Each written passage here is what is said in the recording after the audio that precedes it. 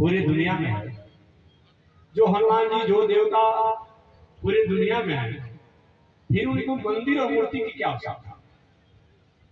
के प्रतिष्ठा किया जाए, कि मूर्ति बनाया जाए? तो मैं निवेदन करना चाहूंगा, आपके और हमारे भी जल की सत्ता है ना, क्योंकि सिटी जल पाओ कि गगन समीरा पंच रचित है अधमा शरीरा। हमारे आपके शरीर में जल की सत्ता है, लेकिन किसी को प्यास लगे और किसी से जल मांगे, कोई कहे हमसे क्या मांग रहे हैं, आपके शरीर में जल तत्व है, पी लीजिए, प्यास बुझा लीजिए। प्यास बुझेगी नहीं। बात उसने ठीक है कि जल की सत्ता हमारे शरीर में है, लेकिन ये बुझ नहीं पाए। दूसरी बात, आप रास्ते से बाइसिकल से, मोटरसाइकिल से, फोर व्हीलर गाड़ी से आप जा रहे हैं, अचानक आपका गाड़ी पंचर हो गया। किसी से दयालु से कहा, दयालु जी हमारी गाड़ी तो पंचर हो, कैसे मैं आगे बढ़ूंगा? तो हमसे क्या कहते हो? पूरी दुनिया में व्याप्त, अपने आप में व्यापक हवा है, हवा भर दो, क्या हो जाएगा? बात झूठा तो नहीं कहा, बात ठीक ही कहा कि हवा की सत्ता हर जगह है, लेकिन किसी ट्यूब में, टायर में अगर पंचर हो गया हो तो क्या हवा भर जाएगा? पंचर ठीक होगा? नहीं होगा। तीसरी बात मैं निवेदन करना चाहूंगा कि हमारे आप में अग्नि तत्व भी है, जल तत्व भी है, वायु तत्व भी है, आकाश तत्व है। अभी तो साधारण बात जानिए, हम सब लोग अपने आप में भी 2 वर्षों से वायरस की प्रकोप पे सारी दुनिया अपने आप में है। ऑक्सीजन दुनिया में भी है, हमारे भीतर भी है, लेकिन ऑक्सीजन के लिए फिर सिलेंडर की आवश्यकता है, किसी मशीन को उपकरण की क्या आवश्यकता है, किसी पूछा जाए? ठीक उसी प्रकार से ईश्वर की सत्ता, परमात्मा की सत्ता पूरी दुनिया में है। और पूरी दुनिया में इसलिए है कि किसी के कार्य को भी कर्ता माना जाता है, कारण को भी कर्ता माना जाता है। जब जिसने रचना किया है तो कोई न कुछ कारीगरी होगा, उसका गुण होगा, इसलिए उसको कर्ता माना जाता है। ये सुंदर अपने आप में आयोजन किया गया है, सुंदर व्यवस्था किया गया है, तो कोई न कोई मैनेजमेंट करने वाला होगा, कोई न कोई आयोजक होगा, कोई न कोई प्रबंधक होगा अपने आप में।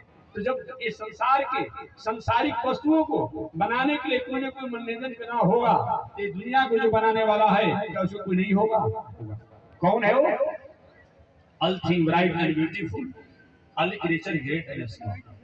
छोटे बड़े सुनहले चमकीले जो कुछ भी दुनिया में है, उसको निर्माण करने वाला कोई न कोई है। उसी का नाम क्या है? गॉड है। उसी का नाम क्या है? ईश्वर है। उसी का नाम परमात्मा है, उसी का नाम भगवान है। उन्हीं को राम कहते हैं, उन्हीं को कृष्ण कहते हैं। अनेक रूप रूपाय विष्णु में प्रवेश। तो अब बात आप समझ गए कि दुनिया में आकाश के, वायु के, जल के, अग्नि की सत्ता होने पर भी, अग्नि की सत्ता भी हर जगह है, अग्नि की सत्ता हर जगह है अपने आप में, हमारे शरीर में भी है, इस मांस में भी है। अब कहीं ठंडा के समय कम हो गया है, इस ठंडा में हो कि भाई हम अग्नि की व्यवस्था करें, तो कह रहे भाई हर जगह अग्नि की सत्ता है। अरे ऐसे नहीं, लकड़ी के टुकड़ा को आपके सामने रख दिया जाए तो क्या अग्नि से अपने आप अपने गुण को स्वीकार कर सकते हैं? नहीं करेंगे। उसके लिए तो घर्षण करके, तीली रगड़ करके उसको जलाना पड़ेगा। ठीक उसी प्रकार से ईश्वर की, ब्रह्म की, देवताओं की सत्ता हर जगह है, लेकिन वैसी हमारी ऊंचाई नहीं है, उस ऊंचाई तक हम पहुंचे नहीं हैं जो कि अपने आप में उन सत्ता को देख सके, समझ सके।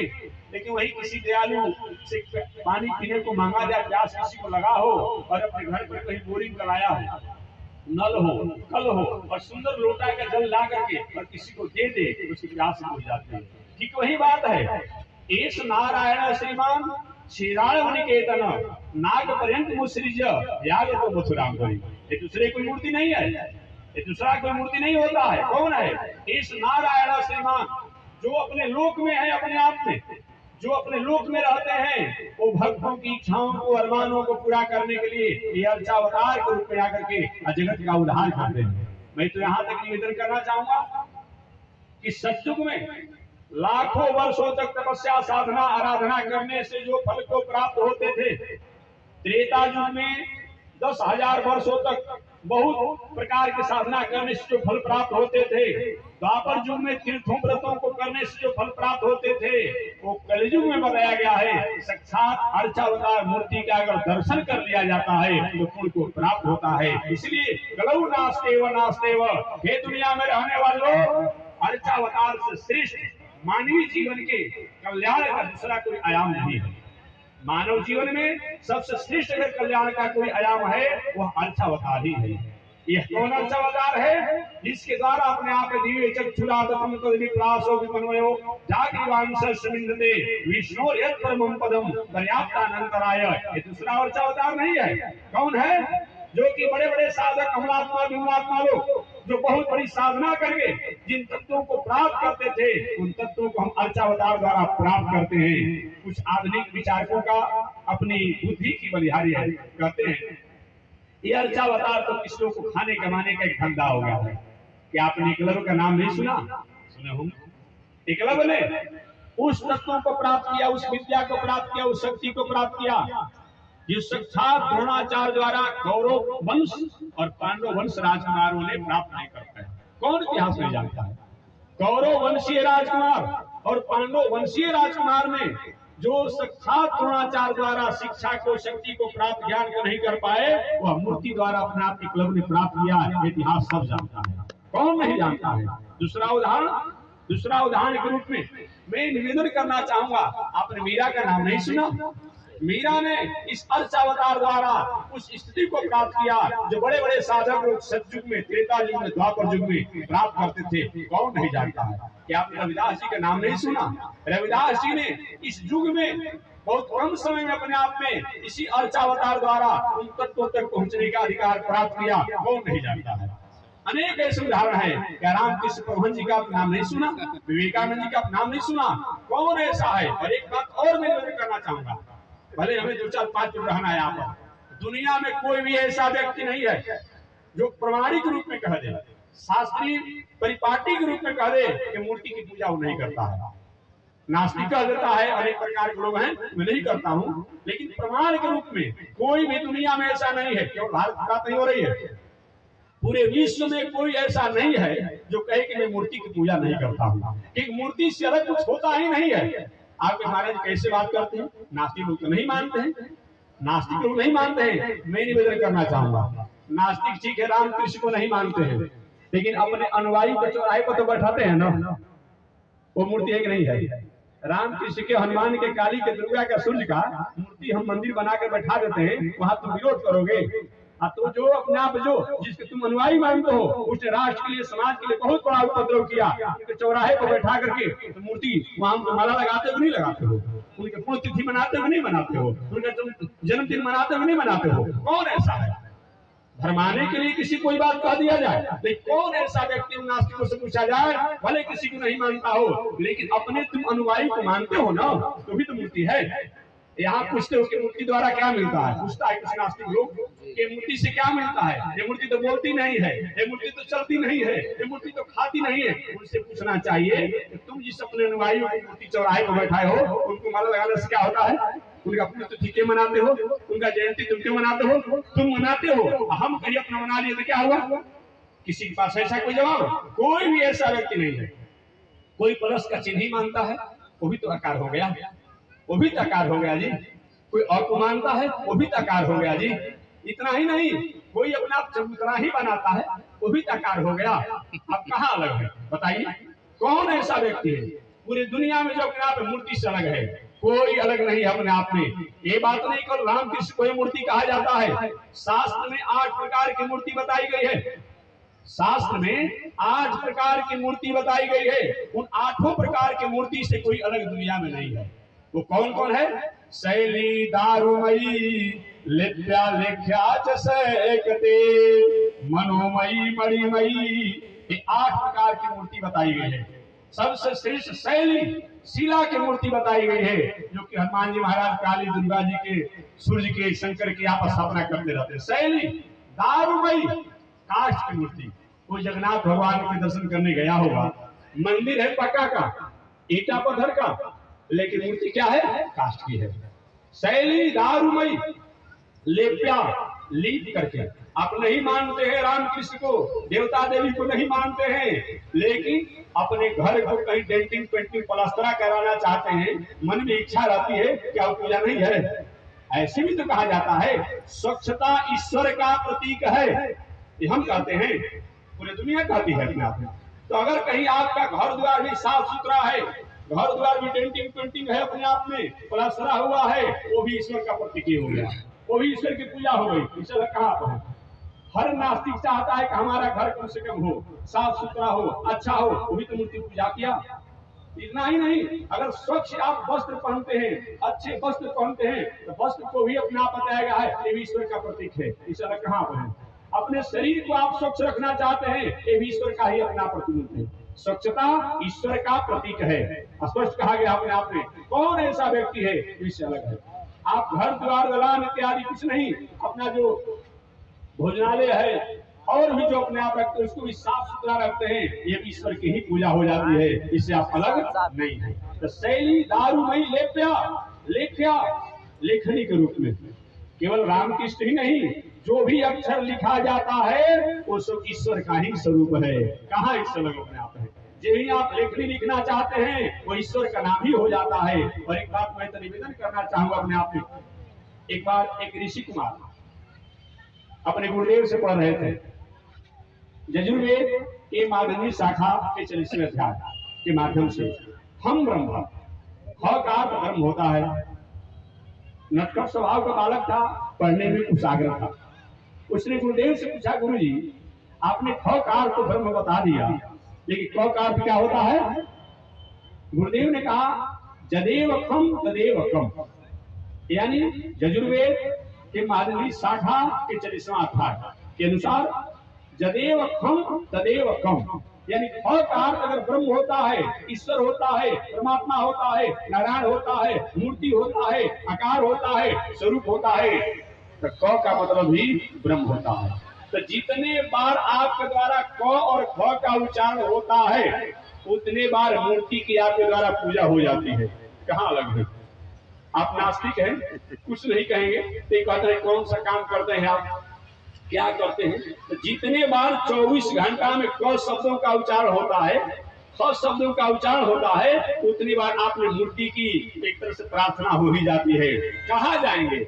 ऋषियों ने ऐसा अपने आप में शास्त्रों को, ग्रंथों को किया है कि कितना भी नास्तिका बन जाएंगे लेकिन इससे अलग नहीं रह पाएंगे। इसलिए जितना बार आपके द्वारा क और ख का उच्चारण होता है उतनी बार मूर्ति की पूजा हो जाती है। एक व्यक्ति ने कहा महाराज जी हम अंग्रेजी पढ़ते हैं, हमको हिंदी से मतलब नहीं है। ठीक है चलो आप अंग्रेजी पढ़ते हो, तो मैंने निवेदन किया कि आप ABCD पढ़ते हैं? ए का हिंदी क्या होता है? अ होता है। ओम अक्षर में 3 होता है, अ उ म, इन 3 से ओम बनता है। अ का अर्थ क्या होता है? आकार अर्थो विष्णु, अ का अर्थ विष्णु होता है। विष्णु का मतलब क्या होता है? जिसकी स्थिति पूरी दुनिया में व्याप्त और व्यापक हो उसको विष्णु कहा जाता है, ये बताया गया है। अ उ म, उ का मतलब क्या होता है? उकारो नन्यारहम, जो अपना उ माने लक्ष्मी जी, महालक्ष्मी जी होता है। म अ उ म तीनों से उम बनता है। मकारो जीव, मकार अर्थो जीव, म का अर्थ क्या होता है? जीवात्मा होता है। क्यों होता है आप पूछ सकते हैं। आप क से जब भी पढ़ना शुरू करेंगे तो ख ग पढ़िए और म तक पढ़िए, कितना अक्षर हो जा रहा है? 25वां अक्षर होगा। 25वां अक्षर होगा। हमारे शरीर में भी 24 तत्व जो है जड़ है। बताया गया है कि पंच महाभूत पृथ्वी, जल, वायु, आकाश, अग्नि इत्यादि। अब 5 कर्मेंद्री, 5 ज्ञानेंद्री, 5 ज्ञानेंद्री के एक विषय। 5 कर्मेंद्री कौन है? हाथ, पैर, लघुशंका मार्ग, पैखाना मार्ग और वाणी, ये 5 कर्मेंद्री है। अब पंच महाभूत पृथ्वी, जल, वायु, आकाश, अग्नि, ये पंच महाभूत होते हैं अपने आप में। 5 ज्ञानेंद्री के एक विषय। आंख का विषय देखना है, कान का विषय सुनना है, नाक का विषय सुगंध को बताना है, चमड़ी का विषय स्पर्श का अनुभव करना है और जीभ का विषय स्वाद का अनुभव कराना है। तो 5 ज्ञानेंद्रियों के विषय कितने हो गए? पंच महाभूत, 5 कर्मेंद्री, 5 ज्ञानेंद्री और 5 ज्ञानेंद्री के विषय 20 और अंतः चतुष्ट, मन, बुद्धि, चित्त, अहंकार, ये 24 तत्व होता है। और 25वां तत्व जीवात्मा होता है, 26वां तत्व परमात्मा होता है। याद रखिएगा। मकार अर्थो जीव, म का मतलब होता है जीवात्मा, उ का मतलब होता है लक्ष्मी जी, अ माने परमात्मा, ओम का मतलब क्या हुआ?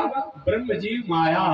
इसीलिए आजकल नया पंथ चला हुआ है, जोड़ पकड़ा हुआ अपने आप में। ओम हटाने की बात होती है, नहीं नहीं, याद रखिए ओम का कितना बड़ा अर्थ होता है। अ माने होता है ब्रह्म, ओम माने लक्ष्मी जी, मा माने जीवात्मा। ओम, ओम को अगर हटा दिया जाए, जिस मंत्रों में प्रणव और ओम हो, और उस मंत्रों को अपने मनमाने ढंग से, अपने स्वाद के लिए, अपने अनुकूलता के लिए उस ओम को हटा दिया जाए, तो वह अपने आप में उसी तरह से मंत्र हो जाता है जैसे कि शरीर से प्राण निकल जाए तो शरीर का कोई मतलब नहीं होता। जो वैदिक परंपरा के जो है, जो ओम और प्रणव से जो अपने आप संपन्न मंत्र है, उसमें अपने मन के अनुसार और उस ओम को हटा दिया जाए तो मंत्र उसी तरह से हो जाता है जैसे कि मृतक का शरीर हो जाता है। अतः आप ओम हटाने का अधिकार नहीं होता है। इस साथ में कुछ विचारकों ने, पंथाइयों ने कहा ओम हटाओ सब कुछ खाओ, शिव बाबा को गुरु बनाओ। जोड़ पकड़ा हुआ है, ठीक है भाई जो आप कर रहे हैं, लेकिन आप होते कौन है हटाने वाले भाई? ये आयोजन, ये मंच पंडाल की व्यवस्था आपने किया है और दूसरा कोई व्यक्ति आकर हटाने लगे, अरे हम अपने समय से हटाएंगे ना। आप होते कौन है? ओम का आविष्कार आपने किया है, कौन होते हटाने वाले? नमक का आपने आविष्कार किया है, शिवाय शब्द का आपने आविष्कार किया है। जो अपने आप बहुत बड़ी साधना करके इन मंत्रों को प्राप्त किया, और आप हटाने वाले कौन होते हैं? क्या आपका अधिकार होता है? काहे के लिए? ओम हटाने के बाद सब कुछ खाने का परमिट मिल जाएगा। दुर्भाग्य है ऐसे धर्म और धर्म के अपने आप में जो चाहने वाले, करने वाले। मैं निवेदन करना चाहूंगा, कोई कहे कि हम भाई चोरी करने के लिए, कर्म करने के लिए विश्वविद्यालय खोल रहे हैं, ऐसा होगा नहीं। जब खुला हुआ है विश्वविद्यालय तब तो हम भटक जा रहे हैं मार्गों से। कहीं को विश्वविद्यालय खोलकर परमिट ले ले अपने आप में, कहाँ दुनिया जाएगी? ये गलत बात है। जो कि अपने आप धर्म के नाम पर अधर्म कराने के लिए अपने आप पे परमिट लेकर के और घूम रहे हैं, अच्छी बात नहीं है, अच्छी बात नहीं है। इसलिए मैं निवेदन करना चाहता हूं, ओम का बहुत बड़ा व्यापक अर्थ होता है। बल्कि उन महान पुरुषों को, उन महानुभावों को ही कहना चाहिए जो ऐसे प्रचार करने वाले। भाई देखिए, जीवन में किसी प्रकार का आपका जो भी दुर्गुण था, अब आज के बाद उसको संकल्प करके त्याग दीजिए और शंकर जी को मानिए, तब तो सही में अपने आप में उन शंकर जी के अनुयायी हैं। लेकिन शंकर जी के नाम पर, काली जी के नाम पर, दुर्गा जी के नाम पर और कई गलत मार्गों का आप परमिशन दे रहे हैं, परमिट दे रहे हैं, ये तो भाई उपयुक्त नहीं है। बाकी आपके मन जाने, आपकी बुद्धि जाने, आपका विचार जाने और आपके विचारकों और आपके अनुयायियों की स्थिति जाने, लेकिन ऐसा होना नहीं चाहिए। धर्म का मतलब क्या होता है? धर्म कहते किसे हैं? धर्म शब्दों को परिभाषित किया गया है। आज के मनमाने रूप में धर्म को परिभाषित नहीं किया जाएगा। आत्मना प्रतिकूलानि परेशान न समाचरेत, ये धर्म की परिभाषा है। आत्मना प्रतिकूलानि परेशान न समाचरेत, वह आचरण, वह व्यवहार, वह कर्म जो हमारे लिए, हमारे लोगों के लिए अपने आप में प्रतिकूल हो, विपरीत हो, निंदनीय हो, अमर्यादित हो, परेशान, वो दूसरे के साथ न समाचरित, वो आचरण नहीं करना, इसी का नाम क्या है? धर्म है। धर्म का मतलब केवल जितना आप जानते हो उतना ही नहीं होता है। दूसरे धर्म की व्याख्या क्या होती है? घीयते पतने इति धर्म, ये दूसरा धर्म की व्याख्या है। क्या चीज? घीयते पतने इति धर्म। हम गिर चुके हैं, हम गिर रहे हैं, हम गिरने वाले हैं। जिनको धरने के बाद, जिनको पकड़ने के बाद, जिनको मानने के बाद, जिनको सुनने के बाद, जिनको समझने के बाद, जिनको स्वीकार करने के बाद हमारा भटकाव वहीं पर रुक जाए, मिट जाए, समाप्त हो जाए, उसी का नाम धर्म है। धर्म जितना आप जानते हैं वह नहीं कि छठ के अवसर पर पीला कपड़ा पहन करके मालूम पड़ रहा है देवलोक से उतर कर आ रहे हैं, नवरात्र का समय हो रहा है तो मालूम पर देवलोक से आ रहे हैं। आज ये भी छठ बीत गया तो वही पुरानी आदत। ये कौन सा व्रत है जी? ये काहे का व्रत है जी? व्रत का मतलब क्या होता है? जो हमने जीवन में किसी प्रकार गलत कर्मों को किया है, अब हम व्रत करते हैं अपने आप में, आगे हमारे जीवन में कोई गलत कर्म नहीं होगा, ये व्रत होता है। भीष्माचार्य ने एक बार प्रतिज्ञा किया, व्रत माने प्रतिज्ञा होता है। भीष्माचार्य ने एक बार व्रत किया कि अपने आप में मैं नैष्ठिक ब्रह्मचारी रहूंगा अपने आप में। इसके कितनी जीवन में उनको विषम परिस्थितियों को स्वीकार करना पड़ा, लेकिन भीष्माचार्य ने अपनी मर्यादा, अपने व्रतों को त्याग नहीं किया। आप कैसे व्रत वाले हैं? हर साल हर पर्व में आप व्रत करते हैं और 2-4 दिनों के बाद आपको वही स्थिति रहती है जो पहले अपने आप थी। ये व्रत नहीं हो सकता है। ये व्रत के नाम पर केवल हम कर रहे हैं, लेकिन इससे कुछ मिलने वाला नहीं है। एक पौराणिक उदाहरण मैं दे दूं, 5 मिनट में हमको जाना है, इसलिए हमको 5 मिनट में पौराणिक उदाहरण आपको दे दूं। एक बार एक मथुरा के पंडा जी को आप जानते होंगे। मथुरा के पंडा जी लोग बहुत बड़े अपने आप में मौसम में रहते हैं। अगर कोई होगा भाई इसका सेवन करने वाला तो नाराज मत होगा। मैं कथा कहता हूँ, हम किसी के प्रति नहीं कहते, मैं बात को कहता हूँ। मथुरा के पंडा लोग अच्छा उनकी खान पान मर्यादा बहुत अपने आप अपूर्ण होती है। वो जाड़ा का समय था, समय था जाड़ा का, अपने आप में जो 5 बजे अपने आप किरण डूबने वाला उसमें था अपने आप में। मथुरा के पंडा जी ने भांग का गोला खा लिया, अब थोड़ा बड़ा नहीं खाए थे, जितना डोज होना चाहिए उससे अधिक खा लिया। अब तो समझते होंगे क्या स्थिति होगा, भांग खाने वाले या जिसका होगा वो समझता होगा। अब क्या होता है, एक होता है कि 10 फीट ऊपर उड़ गए, 10 फीट नीचे गिर गए, यही होता है। वाह, अनुभव करेंगे हम, भाई खाए नहीं है 10 देगा, हमने अनुभव तो पढ़े लिखे को मैं बात बता रहा हूँ होता है। अब 10 फीट ऊपर उड़ गए, 10 फीट नीचे गिर गए, होता अपने आप। पंडा जी भांग के नशे में थे, मथुरा के पंडित जी थे, उनका घर जो था परली उस पार था, परली माने जमुना उस पार था। सायंकाल का समय हो रहा था, वो विश्राम घाट आ गए। विश्राम घाट आए, बहुत सी नावें बानी हुई थी, अपने आप में आवाज लगाना शुरू किया, अरे भाई कोई है, मैं अपना अमुक पन्ना हूँ, परली उस पार मेरा घर है, कोई नाविक हम उस पार ले जाए, जो तुम्हारा होगा मैं दूंगा। लेकिन ठंडा के समय था, सब अपने नौका को बांध करके और अपने घर चले गए थे। पंडा जी कहे कोई नहीं तो मैं तो हूँ, अपने आप भांग की लस्सी में चूर थे और नौका पर चढ़ गए। 5 बजे सायंकाल मथुरा के पंडा जी नौका पर चढ़े और जमुना उस पर जाना था, उनका घर था। और 5 प्रातः बज गया, लेकिन नौका को खेते खेते रात बीत गया, अपने घर नहीं पहुंचे। समझिए, 5 बजे सायंकाल नौका पर सवार हुए और 5 प्रातः काल बज गया, लेकिन उस नौका पर सवार होने के बाद नौका भी खेते थे, कभी चंपू भी चलाते थे, लगी भी लगाते थे, लेकिन नौका उस पार नहीं गई। थोड़ा सा आवाज आ रहा था, पंडा जी ने अरे भाई ये कौन घाट है? लोगों ने कहा बाबा इस घाट का नाम तो विश्राम घाट है। अच्छा विश्राम घाट है? अरे मैं 5 बजे सायंकाल विश्राम घाट चढ़ा था, भाई मेरी नौका अपने आप उस पार नहीं गई। एक थोड़ा सा अनुभवी था कि बाबा सुबह शाम की बात छोड़ो ना, तुम्हारा जीवन बीत जाएगा तभी तुम्हारी नौका विश्राम घाट से आगे नहीं जाएगी। पंडा जी ने कहा क्या मैं नौका नहीं खेल रहा हूँ क्या, मैं चंपू नहीं चला रहा हूँ क्या, मैं परिश्रम नहीं कर रहा हूँ क्या? कहा कि बाबा आप चंपू चला रहे हैं, पतवार खेल रहे हैं, लगी भी कर रहे हैं, जगे भी हुए हैं, श्रम भी कर रहे हैं, लेकिन भांग की नशा में होने के कारण आपने नौका की रस्सी को नहीं खोला है। और जब तक नौका की रस्सी नहीं खुलेगी तब तक आपकी नौका आगे नहीं बढ़ेगी। एक मथुरा के पंडा जी की बात नहीं है, हम संसार के लोगों की यही बात है। चाहे आप नवरात्र करें, शिवरात्र करें, छठ करें, जो कुछ भी करें, लेकिन अगर हमने अपने कलुषित, अपने गलत आचरण को, गलत व्यवहारों को, गलत आहारों को, इसकी रस्सी को जब तक अपने आप हटाएंगे नहीं, दूर नहीं करेंगे, तब तक हमारा धन संपत्ति लग जाएगा, सब कुछ हो जाएगा, लेकिन हमारी जीवन की नौका भी वही की वही खड़ी रह जाएगी। इसलिए बुरी आदत सुधार लो, बस हो गया भजन, मन की तरंग मार लो, बस हो गया भजन। यही भजन है।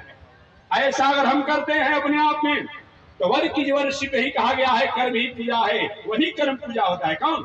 जिस कर्म में अपने आप हम अपने आप क्या किए, हर कर्मों में परमात्मा की याद बनी रहती है, वह कर्म ही हमारे लिए पूजा हो जाता है। और ऐसा अगर हम नहीं कर पाते हैं तो सही माने में बताया गया है कि सब कुछ करने के बाद भी हमारे पास कुछ नहीं है।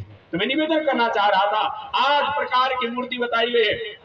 शैली दारूमयी, अपने आप में शैली दारूमयी, लेप्या लेख्या सैकती, मिट्टी की मूर्ति। सरस्वती पूजा भी हो रहा था, सभी बालकों ने अपने आप में, ठीक है जाने या न जाने, लेकिन मूर्ति पूजा किया, ये भी शास्त्र में है। शैली दारूमयी, लेप्या लेख्या सैकती, मनोमयी, मानसिक भी पूजा को बताया गया है। किसी के आप मन से चिंतन करते हैं, ध्यान करते हैं, वो भी एक पूजा हो जाती है। मणिमयी, मणि की भी मूर्ति अपने आप होती है, कागज की मूर्ति होती है। इस तरह अपने आप बताया गया है। इन मूर्तियों से कौन अलग है? और कोई नहीं मानता है, अपने मंदिर का कोई प्रतीक मानता है, कोई अंक लिखता है अपने आप में। बहुत ऐसे भी पंथाई है जो अंक लिखते हैं, अक्षर के रूप में लिखते हैं, वो भी तो मूर्ति की पूजा हो गया। कौन ऐसा व्यक्ति है इन 8 प्रकार की मूर्तियों में से किसी एक ने एक को नहीं मानता होगा? इसलिए कोई भी ऐसा नहीं है। ये मूर्ति है क्या? एक व्यक्ति ने हमसे पूछा, महाराज जी तो क्या एक पाषाण की मूर्ति के पूजन करने से क्या उन तत्वों को प्राप्त किया जा सकता है? एक हास्य रूप में मैंने उनको उदाहरण दिया था और हमेशा देते रहते हैं। आप लोग के पास मकान होगा, दलान होगा, दुकान होगा, खेत होगा, उस मकान, दुकान, दलान का खाता खिसरा प्लॉट तो होगा आपके पास। वो कितना का होता है? कागज का होता है, 1 फीट 2 फीट लंबा चौड़ा होगा। उस कागज के खाता खिसरा प्लॉट पर अगर कोई अपना मकान बनाए चाहे तो बनेगा? कोई पर सीमेंट रख दीजिए, बालू रख दीजिए, छड़ रख दीजिए, घर बनाइए, बनेगा? गल जाएगा, फट जाएगा, बन भी नहीं पाएगा। लेकिन वही खाता खिसरा प्लॉट के कागज के जमीन के द्वारा हम अपने मूल जमीन के हकदारी होते हैं। अगर कागज का खाता खिसरा प्लॉट वाला जमीन खराब हो जाए, भुला जाए, तो मूल जमीन की हम हकदारी नहीं होते हैं। ठीक उसी प्रकार से उन परमात्मा, उन हनुमान जी हो, उन दुर्गा जी हो, वो काली हो, भगवान नारायण हो, वो शंकर जी हो, उन तक पहुंचने के लिए, उनको जानने के लिए एक पाषाण रूपी अपने आप मूर्ति की आवश्यकता है। इनके द्वारा ही उन मूर्ति तक हम पहुंचने के, जानने के अधिकारी हो सकते हैं। क्योंकि जब यहाँ पर एक कागज के अपने आप खाता खिसरा प्लॉट के द्वारा उस मूल जमीन के हकदारी होते हैं, तो क्या इस मूर्ति द्वारा उनको प्राप्त करने का अधिकारी नहीं हो सकते हैं? निश्चित रूप से हुआ जा सकता है। इसलिए इस नारायण श्रीमान श्री राम निकेतन नाग पर्यंत मुसृज्य यागतो मथुरापुरी, इस तरह शास्त्र बताया गया है कि मानवीय जीवन में मूर्ति एक ऐसा है जिसके द्वारा हम सहजता से, सरलता से उन तत्वों को प्राप्त करते हैं, जिन तत्वों को प्राप्त करने के लिए बहुत बड़ी साधना, आराधना करनी पड़ती है। पांडव गीता में तो यहाँ तक लिखा हुआ है, गो कोटि दानम ग्रहणे सुकाशी प्रयाग गंगा युत कल्पवास। गो कोटि दानम, जो कि संभव नहीं है। करोड़ों गायों के दान करने से जो पुण्य होता है, गो कोटि दानम। ग्रहण काल में, चंद्र ग्रहण में काशी में और सूर्य ग्रहण में कुरुक्षेत्र में स्नान करने का महत्व बताया गया है। चंद्र ग्रहण में काशी में स्नान करने का पुण्य बताया गया है और सूर्य ग्रहण में कुरुक्षेत्र में बताया गया है। तो गो कोटि दानम ग्रहणेषु काशी, करोड़ों गायों के दान करने से, काशी में ग्रहण काल में स्नान करने से, गोकोटि दानम ग्रहणेषु काशी प्रयाग गंगा युक्त कल्पवास, और प्रयागराज में कल्पवास करने का। कल्पवास अभी भी चल रहा है, 16 तारीख को समाप्त होगा, हर साल लोग करते हैं। कल्पवास का मतलब क्या होता है जी?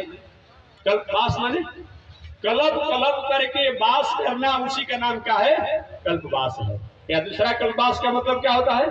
तो ब्रह्म को कहा जाता है, तो परमात्मा कहा जाता है, तो ईश्वर कहा जाता है। अर्थात परमात्मा ईश्वर में लप हो जाना, लय हो जाना, विलय हो जाना और ऐसे रह करके वास करना, अच्छे कर्मों में, अच्छे व्यवहारों में, अच्छे आचरण में रह करके निवास करना, इसी का नाम क्या है? कल्पवास है। तो गो कोटि दानम ग्रहणेषु काशी प्रयाग गंगा युत कल्पवास।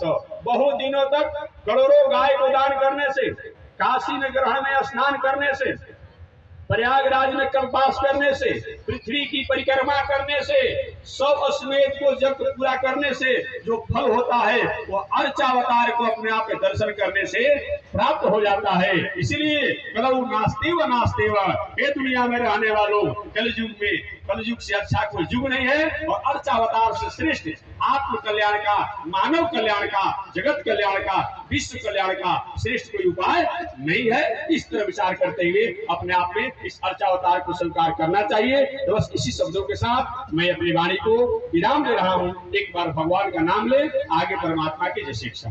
श्रीमन नारायण लक्ष्मी नारायण, श्रीमन नारायण लक्ष्मी नारायण, श्रीमन नारायण नारायण नारायण, श्रीमन नारायण नारायण नारायण, श्रीमन नारायण जगोदारायण,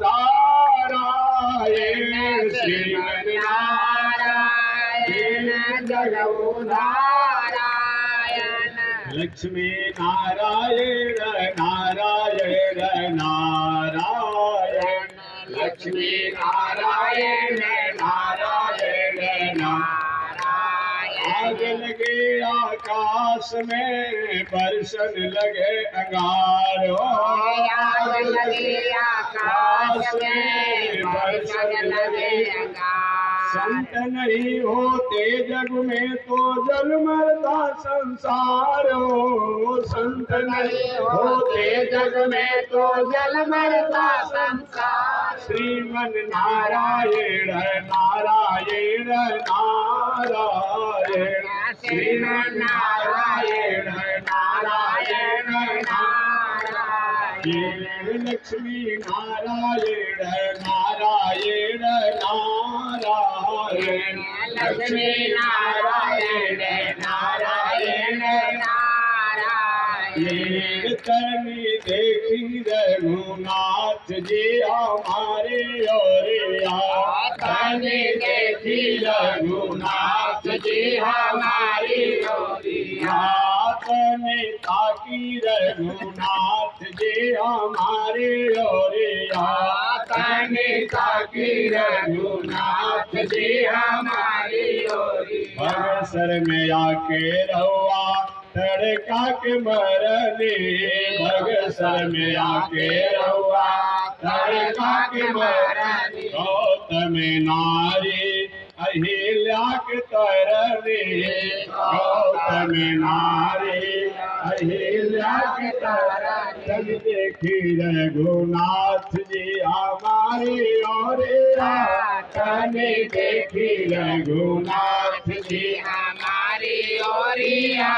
कनी ताकी रघुनाथ जी हमारे और कने ताकी रघुनाथ जी हमारी ओरिया श्रीमन नारायण नारायण नारायण श्रीमन नारायण नारायण नारायण लक्ष्मी नारायण नारायण नारायण लक्ष्मी नारायण नारायण नारायण बोलिए श्री लक्ष्मी नारायण भगवान के भास्कर भगवान रामानुजाचार्य स्वामी महाराज की परिवार वेंकटाचार्य स्वामी महाराज की वेंकटाचार्य श्री गादी स्वामी महाराज की चार्य श्री रामकृष्णाचार्य स्वामी महाराज की विश्वमन जगदाचार्य श्रीमद विश्वक्सेनाचार्य अस्मदाचार्य भोज गुरुदेव श्री त्रिदंडी स्वामी जी महाराज की श्री त्रिदंडी स्वामी जी महाराज की पावन धाम की पावन ठाव की पावन स्थल की पावन महोत्सव की पावन महोत्सव की रामनाश्रम सिद्धाश्रम चरित्रवन बक्सर बिहार भारत धाम के लक्ष्मी नरसिंह भगवान की लक्ष्मी नरसिंह पीठाधीश्वर स्वामी जी महाराज की जय जय श्री सीताराम जय जय श्री राधेश्याम जय जय श्री श्रीमन नारायण जय जय श्री भाष्यकार जय जय श्री भाष्यकार हरि ओम शांति है शांति है शांति